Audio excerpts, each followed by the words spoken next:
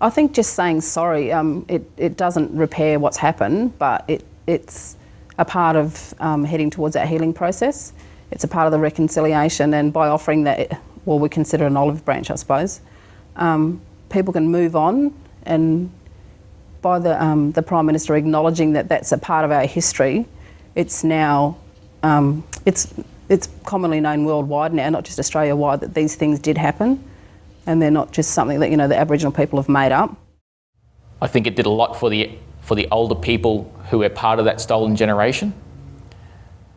What that apology did was, I believe, is give those people closure and make them feel that it wasn't any of their fault.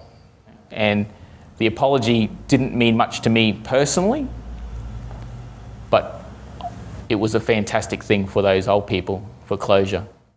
It's important to say sorry because it hurt a lot of parents' feelings that they actually took their kids off them.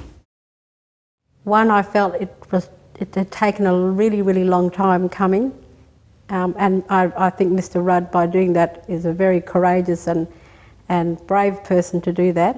I would have liked it to be more, I'm sorry to the Aboriginal people of this country for killing, raping, taking children away, taking our culture, our language, our land. But it wasn't for that. It was to say sorry that we took your children away. And that's, to me, is nothing as apology goes, you know. It's a mark of respect. And Kevin Rudd showed and demonstrated that he had respect for the original inhabitants of this country. And I felt very proud to be part of that. My brother brought me the front page of The Age with the apology written on it, and I cried because I was just so happy that our leader had accepted how serious the actions of the government were and was willing to say they were wrong. And I realise that it doesn't change what happened, but I think that it leads the way for other people to kind of have the same attitude and to, I don't know, to just accept how wrong it was and to not hide behind ignorance like we have before. For me, it meant that as a country that we could begin the process of healing, and